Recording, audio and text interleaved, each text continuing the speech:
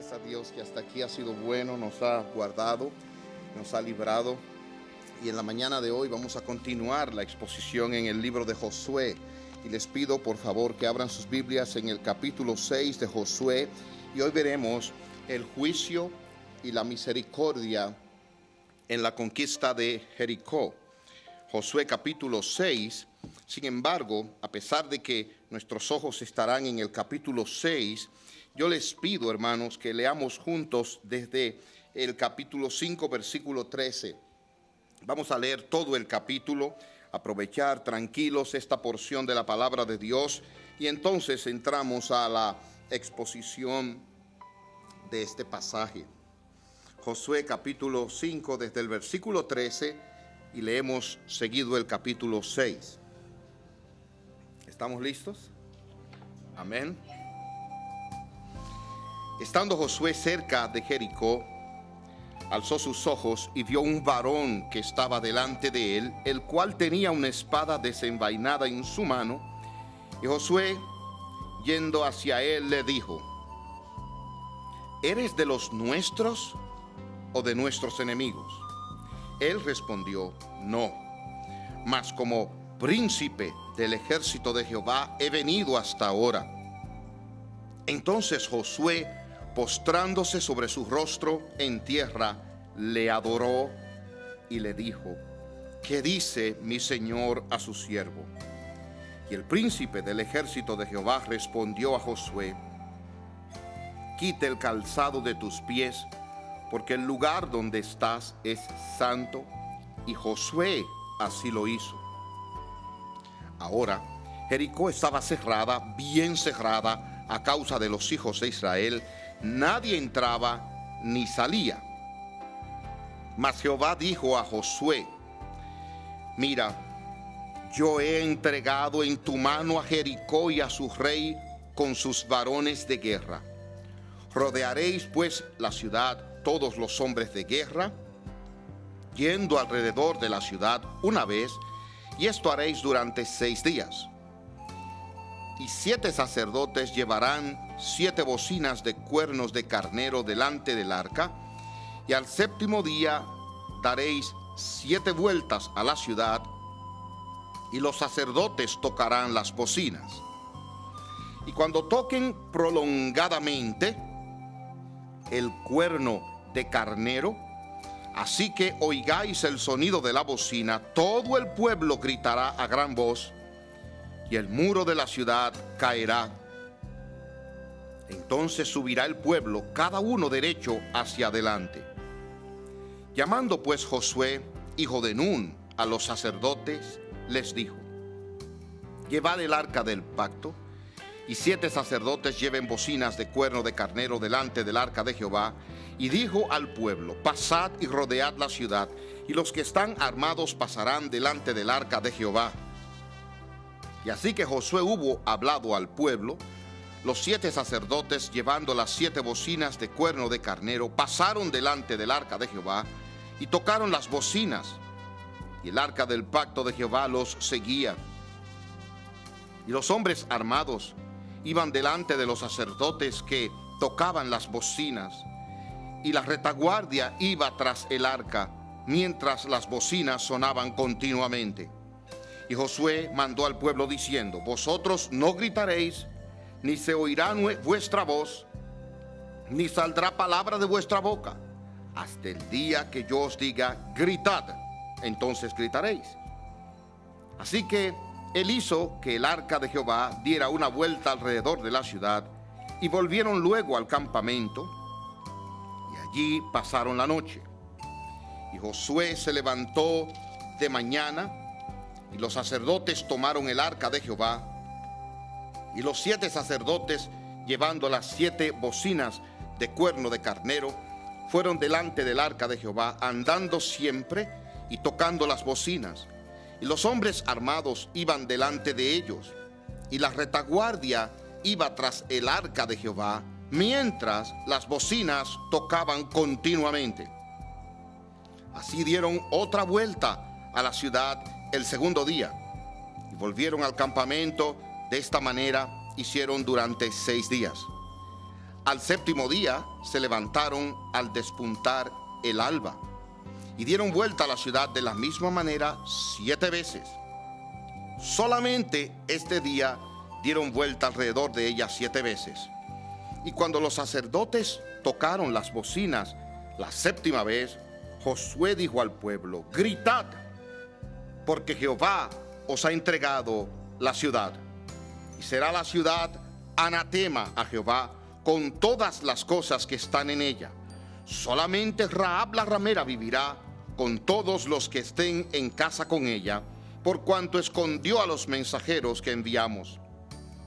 Pero vosotros guardaos del anatema, ni toquéis ni toméis alguna cosa del anatema, no sea que hagáis anatema el campamento de Israel y lo turbéis. Mas toda la plata, el oro y los utensilios de bronce y de hierro sean consagrados a Jehová y entren en el tesoro de Jehová. Entonces el pueblo gritó y los sacerdotes tocaron las bocinas. Y aconteció que cuando el pueblo hubo oído el sonido de la bocina, gritó con gran vocerío y el muro se derrumbó. El pueblo luego subió a la ciudad, cada uno derecho hacia adelante, y la tomaron. Y destruyeron a filo de espada todo lo que en la ciudad había, hombres y mujeres, jóvenes y viejos, hasta los bueyes, las ovejas y los asnos. Mas Josué dijo a los 2 hombres que habían reconocido la tierra: entrad en casa de la mujer ramera y haced salir de allí a la mujer y a todo lo que fuere suyo, como lo jurasteis. Y los espías entraron, sacaron a Rahab y a su padre y a su madre y sus hermanos y todo lo que era suyo. Y también sacaron a toda su parentela y los pusieron fuera del campamento de Israel. Y consumieron con fuego la ciudad y todo lo que en ella había. Solamente pusieron en el tesoro de la casa de Jehová la plata y el oro y los utensilios de bronce y de hierro. Mas Josué salvó la vida de Rahab la ramera y a la casa de su padre y a todo lo que ella tenía, y habitó ella entre los israelitas hasta hoy, por cuanto escondió los mensajeros que Jehová había enviado a reconocer a Jericó. En aquel tiempo hizo Josué un juramento diciendo: maldito delante de Jehová el hombre que se levantare y reedificare esta ciudad de Jericó. Sobre su primogénito eche los cimientos de ella, y sobre su hijo menor asiente sus puertas. Estaba pues Jehová con Josué, y su nombre se divulgó por toda la tierra. Por favor, hermanos, vamos a orar un momento y buscar auxilio de Dios. Padre nuestro, qué relato más terrible por un lado, maravilloso por el otro y esperanzador por el otro. Aquí hay palabra para meditar, hay palabra para corregirnos, hay palabra para exhortarnos. Ven, Señor, y usa a tu siervo en su gran debilidad hoy, y sé tú exaltado, Cristo sea exaltado. Que mis hermanos puedan ser alentados, advertidos. Y si alguien no te conoce, hoy corra y pida perdón y misericordia. Te pedimos tu ayuda en el nombre de Jesucristo. Amén. La historia de Josué, nos recuerda en gran manera la historia de Jesús. Josué, en hebreo, en griego, Jesús, es el hombre que Dios utiliza para que el pueblo entre a la tierra prometida. Y si ustedes se dan cuenta, esto, después de haber entrado, es la primera batalla de conquista en esa tierra que Dios le había prometido. Algo que debemos notar es esto, hermanos. Aunque Dios nos haya dado promesas, esas promesas siempre irán acompañadas de un esfuerzo de parte nuestra para recibir y procurar la promesa, no ganárnosla. Pero he aquí que el pueblo tenía que actuar en obediencia a Dios a fin de recibir y disfrutar la promesa. Dios llamaba a la obediencia y desde el principio del libro Dios ha venido exhortando, animando a Josué de una y otra manera, asegurándole que la tierra sería suya, que él la repartiría, que como estuvo con Moisés estaría con él. Y el último estímulo, lo vimos anteriormente, fue en esta aparición, como algunos dicen, una cristofanía. Cristo se le aparece como el capitán, el príncipe del ejército de Jehová, para alentarlo. Y es justo antes de entrar a tomar Jericó. Este parece ser el acontecimiento más interesante e instructivo de todo el libro de Josué. Es impresionante lo que aquí sucede, porque vemos una obra milagrosa de Dios, sobrenatural en muchos sentidos. Pero también esta ciudad fronteriza, rodeada y cubierta, protegida por un muro, era el primer paso, era el más difícil para entrar y poseer la tierra.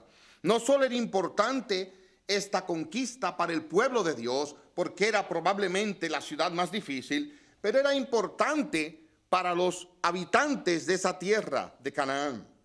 Porque si Jericó caía, aún más temor tendrían de esos conquistadores que venían en el nombre de su Dios.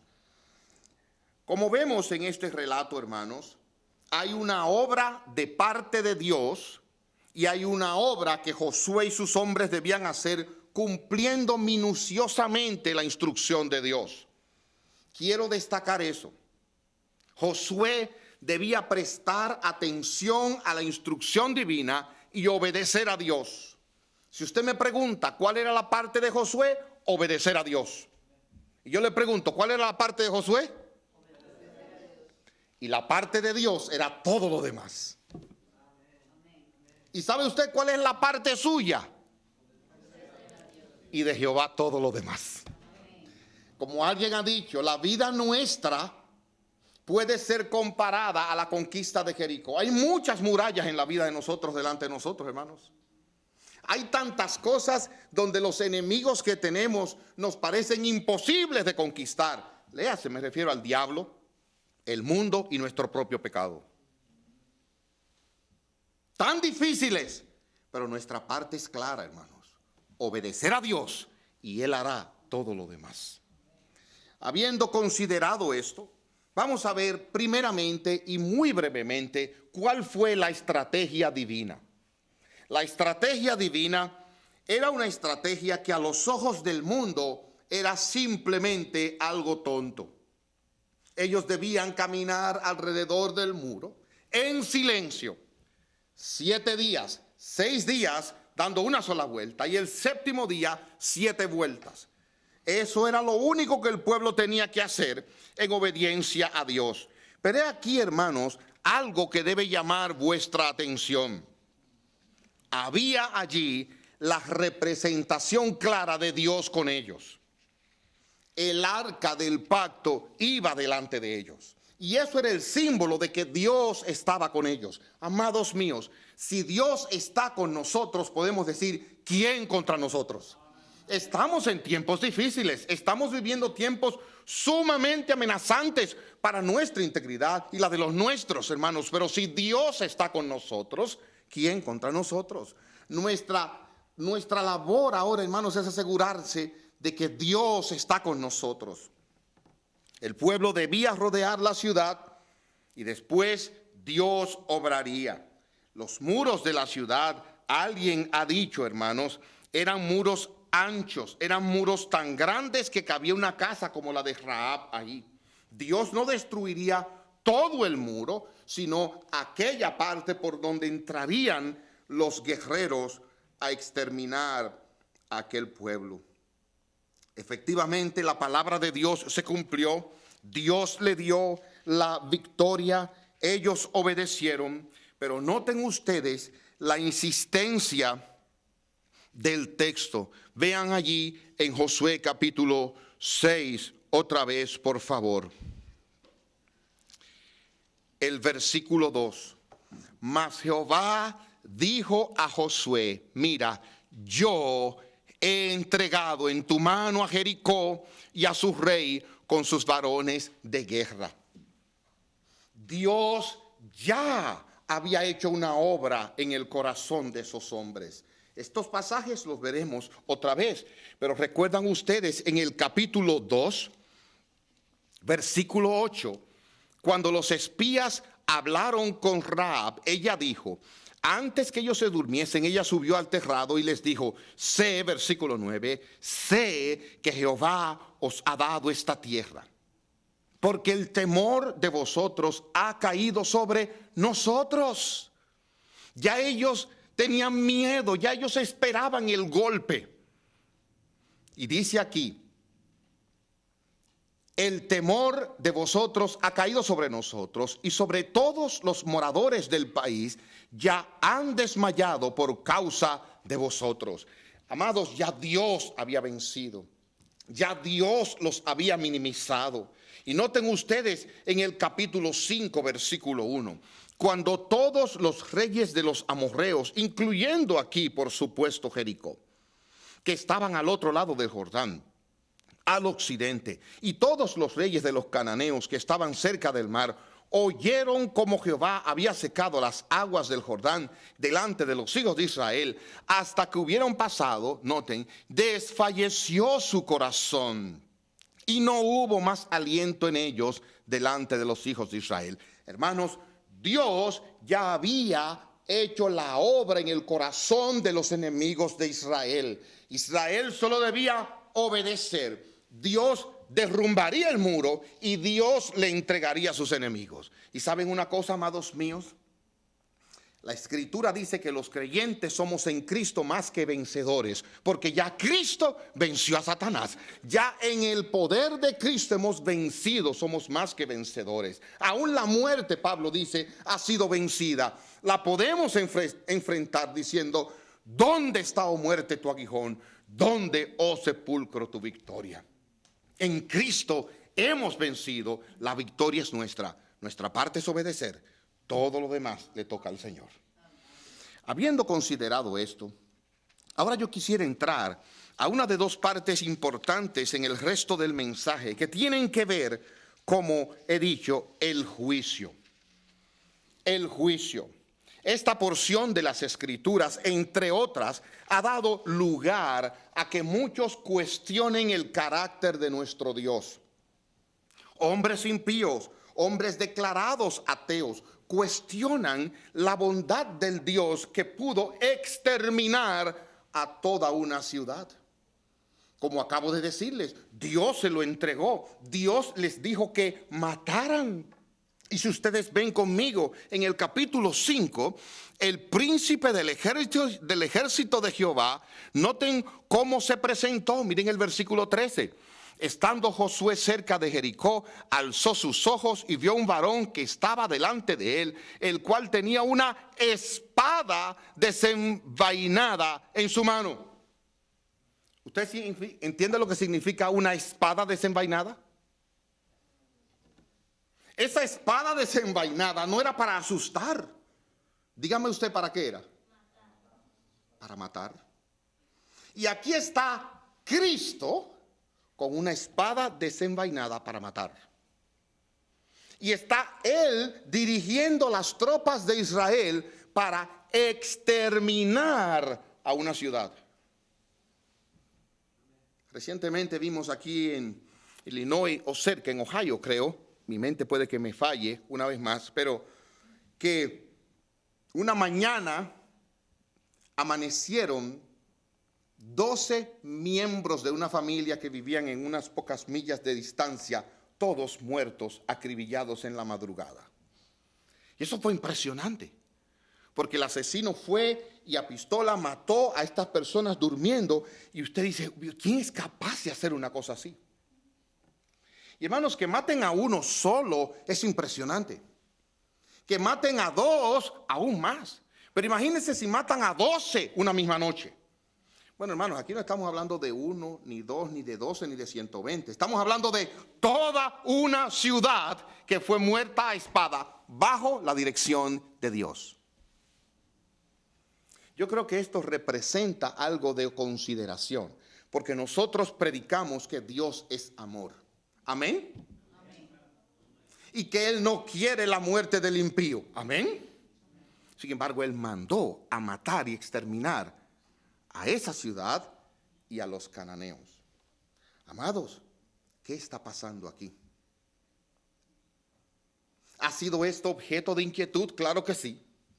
¿Y ha sido esto objeto de que algunos cuestionen la bondad de Dios? Claro que sí. Pero esas son las cosas buenas, hermanos, que nos hacen confrontar y pensar en quién es el Dios del Antiguo Testamento, si es el mismo del Nuevo Testamento. Y yo les voy a decir lo que dice la Escritura. Jehová, Dios y el Señor Jesucristo es el mismo ayer, hoy, por los siglos de los siglos. ¿Quiénes eran los cananeos? Vamos a mirar un par de pasajes nada más para que podamos contextualizar y entender lo que aquí está sucediendo. En Génesis capítulo 9, nosotros leemos de la historia de Noé. Génesis capítulo 9 nos cuenta de que este hombre tuvo hijos, 3 hijos. Y dice Génesis capítulo 9, versículo 18. Y los hijos de Noé que salieron del arca fueron Sem, Cam y Jafet. Y Cam, ¿cómo dice su Biblia ahí? Cam es el padre de Canaán. Aquí está. Estos 3 son los hijos de Noé. Y de ellos fue llena toda la tierra. Después comenzó Noé a labrar la tierra y plantó una viña. Y bebió del vino, se embriagó y estaba descubierto en medio de su tienda. Y Cam, padre de Canaán, vio la desnudez de su padre y lo dijo a sus 2 hermanos que estaban afuera. Entonces Sem y Jafet tomaron la ropa, la pusieron sobre sus propios hombros, y andando hacia atrás cubrieron la desnudez de su padre, teniendo vueltos sus rostros, y así no vieron la desnudez de su padre. Despertó Noé de su embriaguez y supo lo que había hecho su hijo más joven, y dijo: maldito sea Cam, Canaán, ¿lo ve? Siervo de siervos será a sus hermanos. Hubo una maldición sobre ese muchacho porque él no cubrió la desnudez de su padre. Así pasó. Y de ahí salió toda esta nación. Y esta fue una nación que se apartó completamente de Dios. Fue una nación que vio el juicio y la advertencia de Dios por años. Abraham salió de Ur de los Caldeos y llegó hasta este lugar. Y cuando Abraham estaba allá, él mandó a su siervo diciéndole: búscale mujer a mi hijo, pero que no sea de por aquí, de allá. Porque ya era una tierra y una generación que venía bajo el juicio de Dios y que se apartó de Dios y que vivió en amargura, en rebelión contra Dios. Los cananeos fueron hombres y mujeres separados de Dios. Dios llamó la atención específicamente diciéndole: apártense de esa gente. Dios llamó la atención sobre esto. Vean conmigo Deuteronomio capítulo 7. Voy a leer varios textos rapidito para darle luz de quiénes eran estas personas que aquí fueron masacrados. Deuteronomio capítulo 7, versículo 1. Cuando Jehová tu Dios te haya introducido, y ese es el momento que estamos viendo, en la tierra en la cual entrarás para tomarla, y hayas echado de delante de ti a muchas naciones, el Eteo, el Gergeseo, el Amorreo y el Cananeo, lo mismo, ¿ven? Al Fereceo, Heveo, Jebuseo, 7 naciones mayores y más poderosas que tú. Y Jehová tu Dios las haya entregado delante de ti y las hayas derrotado. Oigan bien, las destruirás del todo. Dios mandó a un exterminio. La destruirás del todo. No harás con ellas alianza, ni tendrás de ellas misericordia. Y no emparentarás con ellas, no darás tu hija a tu hijo, ni tomarás su hija para tu hijo. Porque desviará a tu hijo de en pos de mí. Y ahí está una causa. Y servirán a dioses ajenos. Y el furor de Jehová se encenderá sobre vosotros y te destruirá pronto. Mas así habéis de hacer con ellos. Sus altares destruiréis, quebraréis sus estatuas, Destruiréis sus imágenes de acera y quemaréis sus esculturas en el fuego. Era una nación apartada de Dios, era una nación idólatra y era una nación que desviaría al pueblo de Dios de buscar y servir a su Dios. Luego en este mismo pasaje, Deuteronomio capítulo 20, volvemos a encontrarnos con otra severa advertencia de parte de Dios en los versículos del 16 al 18. Pero de las ciudades de estos pueblos que Jehová tu Dios te da por heredad, ninguna persona dejarás con vida, sino que los destruirás completamente: al Eteo, al Amorreo, al Cananeo, al Fereceo, al Heveo, Jebuseo, como Jehová tu Dios te ha mandado, para que no se enseñe a hacer según todas sus abominaciones que ellos han hecho para sus dioses, y pequéis contra Jehová vuestro Dios. Hermanos, la Escritura claramente se lo dijo una y otra vez Dios a ellos: entren ahí y mátenlos a todos. Sí, usted me dirá, pastor, pero si Dios es el mismo, todavía hoy Dios manda a que hagan su pueblo, sus hijos, cosas como esta. No, hermano, no tenemos eso aquí en las Escrituras. Pero las cosas que sucedieron se escribieron para enseñarnos algo del carácter de nuestro Dios. Ya Dios no habla, no manda a actuar de esa manera.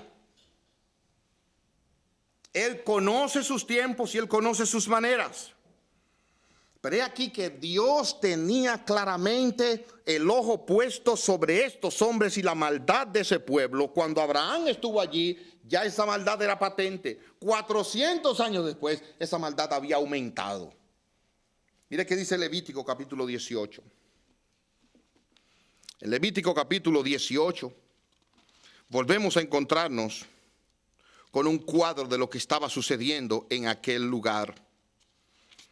Versículos del 1 al 4. Habló Jehová a Moisés diciendo: habla a los hijos de Israel y diles: yo soy Jehová vuestro Dios. No haréis como hacen en la tierra de Egipto, en la cual morasteis. Y ahora miren: ni haréis como hacen en la tierra de Canaán, a la cual yo os conduzco, ni andaréis en sus estatutos.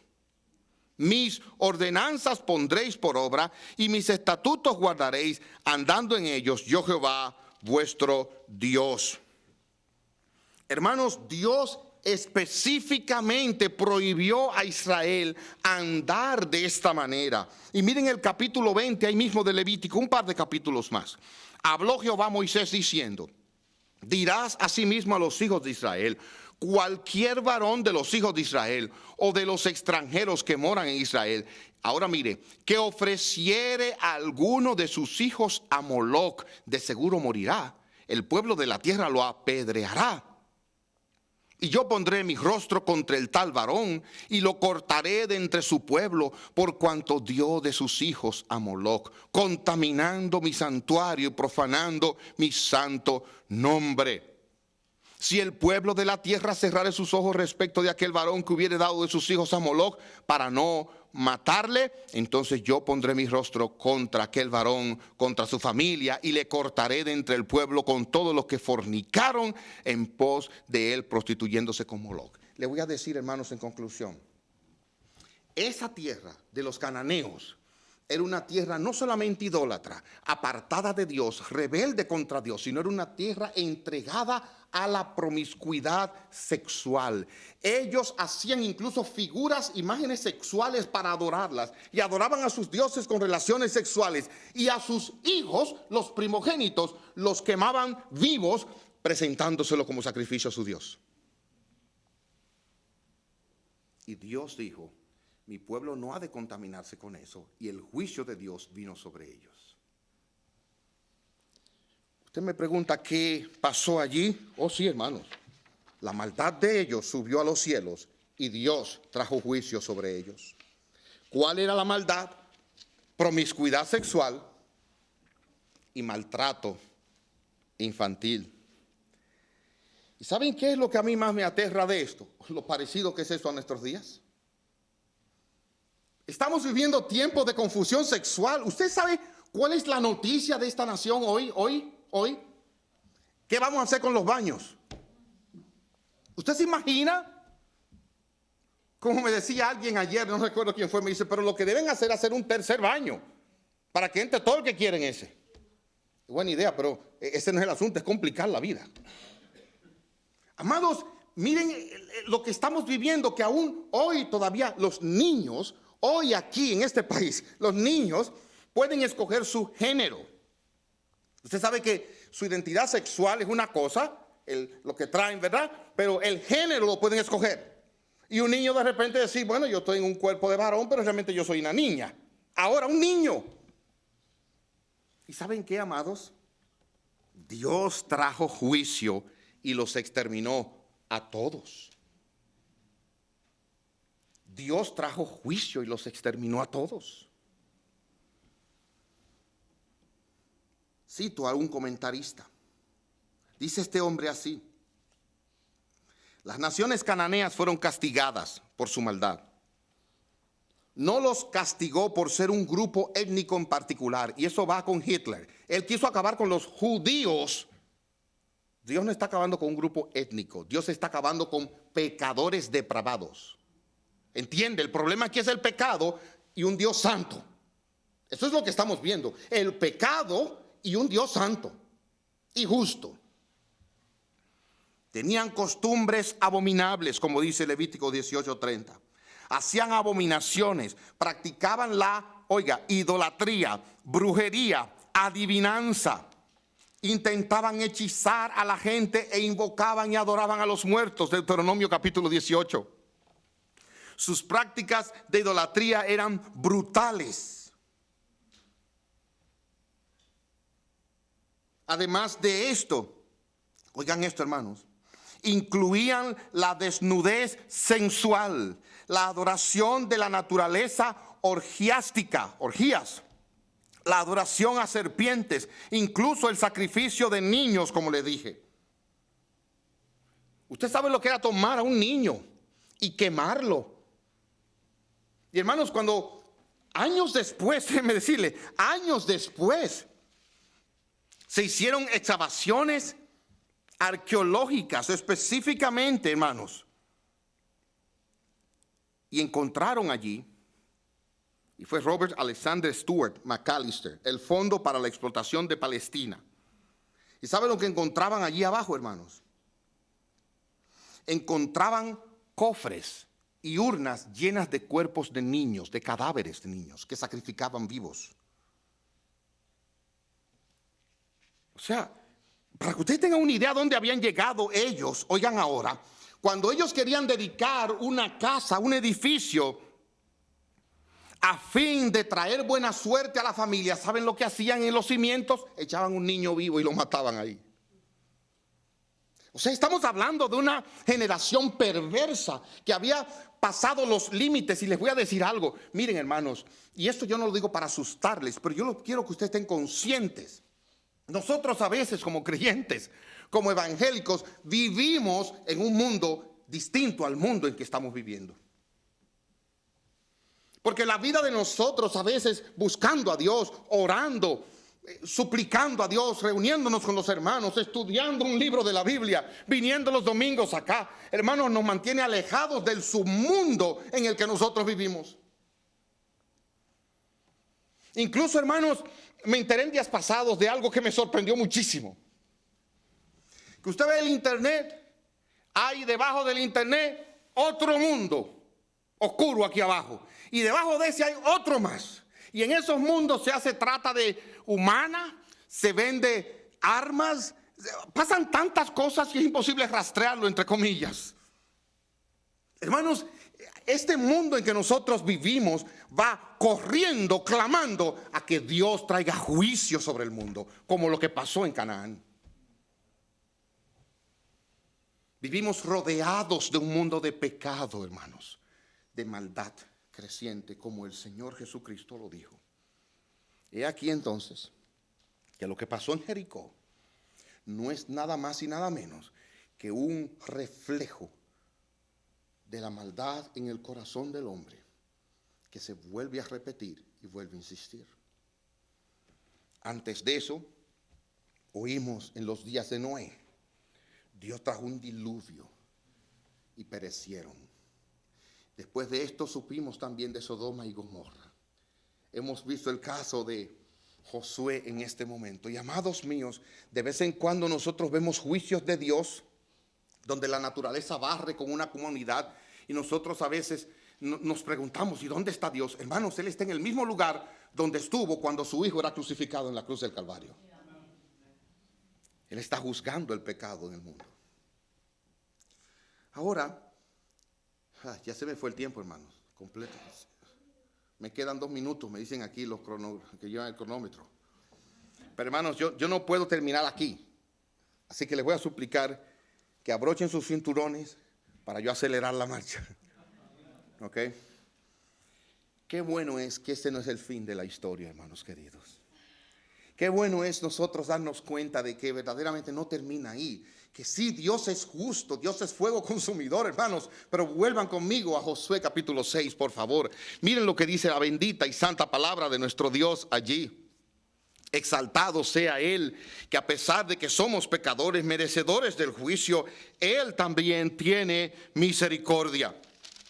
Y nosotros leemos en este capítulo, en el versículo 22, mas Josué dijo a los 2 hombres que habían reconocido la tierra, óigalo, entrad en casa de la mujer ramera y haced salir de allí a la mujer y a todo lo que fuere suyo, como lo jurasteis. Bendito sea Dios. En medio del juicio, misericordia.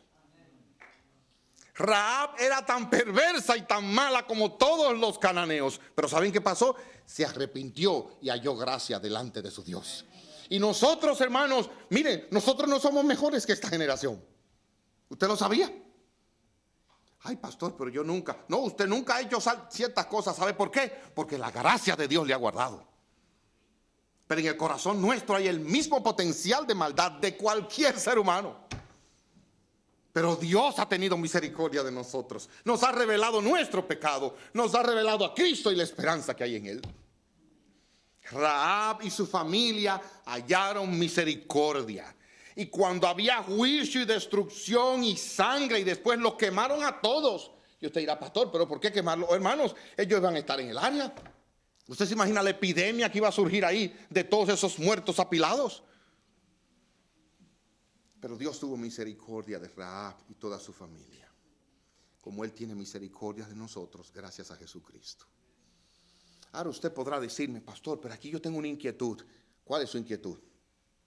¿Y qué si los cananeos se hubieran arrepentido? ¿Podían haberse arrepentido? Y yo les pregunto, ¿qué cree usted? ¿Podían haberse arrepentido? ¿Sí o no? Háblenme como evangélicos. ¿Sí o no?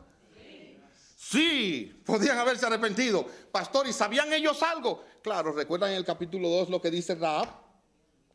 El temor ha caído sobre nosotros. Y miren cómo dice el capítulo 5, versículo 1. Cuando todos los reyes de los amorreos que estaban al otro lado de Jordán, al occidente, todos los reyes de los cananeos que estaban cerca del mar, oyeron cómo Jehová había secado las aguas del Jordán delante de los hijos de Israel, hasta que hubieron pasado, desfalleció su corazón. No hubo más aliento en ellos delante de los hijos de Israel. Hermanos, ellos sabían que venían y sabían que Dios estaba detrás de esto. Pero mire el capítulo 6 lo que dice que hicieron ellos. Cerraron bien la puerta. Nadie entraba ni salían. Endurecieron su corazón. Lo que está pasando hoy. La gente ve la maldad, la gente ve el deterioro, la gente ve el aumento del pecado. Pero ¿qué hace? Cierra su corazón. No se arrepintieron. Pastor, pero no dice la Biblia que el arrepentimiento lo da Dios. ¿Y quién puede resistir a Dios? Dice Pablo en Romanos 9. Es verdad. Pero yo no tengo que predicar más que llamar al arrepentimiento. Y tu deber es arrepentirte. Si Dios te da el arrepentimiento, amén. Pero tu deber es arrepentirte, no actuar con soberbia. Hermanos, ¿qué debemos hacer nosotros? ¿Qué debemos hacer nosotros? En primer lugar, tocar los cuernos que tenemos delante. ¿Y saben lo que es? Predicar el evangelio. Predicar el evangelio. Hermanos, el evangelio une juicio y misericordia. Repito, el evangelio une juicio y misericordia. El evangelio no es tu testimonio personal. A veces uno piensa, yo prediqué el evangelio, ¿qué hice? Bueno, yo le conté cómo Dios me ha provisto desde que me convertí, salí de mis deudas. No, eso no es el evangelio. Eso no es el evangelio. Puede ser una historia muy conmovedora. No, porque yo estaba muy enfermo y los médicos me desahuciaron, pero Dios me sanó. Maravilloso. Eso no es el evangelio. No, porque yo conté también que una vez Noé y el arca. Eso no es el evangelio. Óigame bien, el evangelio es Cristo, su vida, su obra, su muerte y resurrección en favor del pecador. Ese es el evangelio. Y mire la misericordia y el juicio en el evangelio. Tú y yo, por nuestros pecados, merecemos el castigo de Dios. ¿Eso es verdad? Pero Dios castigó a su Hijo, que si tú crees en Él, serás libre como fue Rahab. Cree en Jesucristo y no serás castigado. Tú lo mereces, yo lo merezco, pero Él dio su vida por pecadores como tú y como yo. Arrepiéntete y cree. Ese es el evangelio. Pero además, Él vivió una vida perfecta para ponerle en tu cuenta o en mi cuenta si creemos en Él, de manera que somos declarados justos delante de Dios. Ese es el evangelio. Hermanos, y cuando nosotros toquemos en este mundo sin esperanza el evangelio, los muros van a caer. Los incrédulos se van a convertir. Oh, pastor, pero es que vivimos un tiempo de galaxia, un tiempo de internet y de impresión. ¿Cómo podrá el evangelio, una estrategia tan sencilla y tan tonta, convertir? Oh, hermanos, de la misma manera que una caminata alrededor del muro, a final de cuentas, logró derrumbar el muro. Porque es Dios el que salva. Nosotros obedecemos a Dios y Él hará el resto. ¿Recuerdan eso? Prediquemos el evangelio. A los hijos rebeldes, prediquemos el evangelio. Al vecino duro, prediquemos el evangelio. Y amados, una exhortación más. Una exhortación más. ¿En qué lado estás tú? Cananeos somos todos, ¿eh? La pregunta es, ¿entre aquellos que cierran la puerta o entre aquellos que se arrepienten como Rahab? ¿En qué lado estás tú? ¿Saben por qué hago la pregunta, hermanos amados? Bueno, porque es tan fácil engañarse. Muchos de nosotros podíamos engañarnos en un momento. Ustedes saben que yo por muchos años me engañé creyendo que era y no era nada.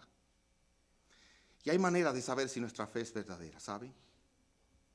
No basta con decir yo soy. En Mateo 7:21 el Señor Jesucristo dice, en aquel día muchos me dirán, Señor, en tu nombre hicimos. Y Él le dijo, apartaos de mí, hacedores de maldad. Y en Mateo 25, el tiempo no me permite ir allá.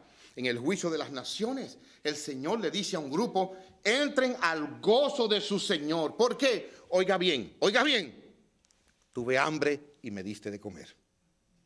Sed y me diste de beber.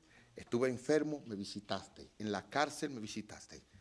Entren al gozo. Señor, pero ¿cuándo te hicimos? No, cuando le hicieron a uno de estos pequeños, a mí me lo hicieron. ¿Saben lo que eso significa? Que la fe debe mostrarse por las obras. Y eso es lo que dice Santiago 2:25 de Rahab. No fue que creyó, es que manifestó su fe con sus obras. Y hermanos míos, debemos estar seguros de que Dios va a juzgar al pecador.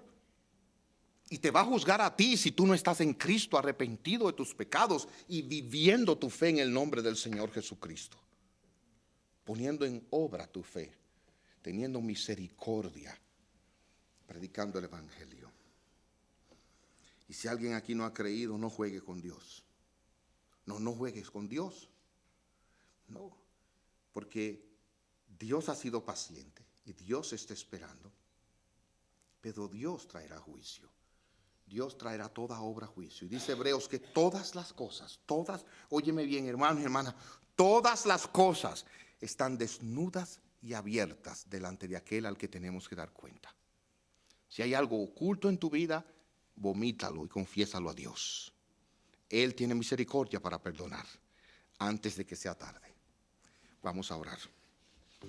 Padre nuestro, te damos las gracias. Muchas gracias, porque aunque sabemos que viene un juicio, aunque sabemos que viene definitivamente el juicio tuyo sobre el pecador, tarde o temprano, vendrá, también sabemos que hay misericordia en Jesucristo.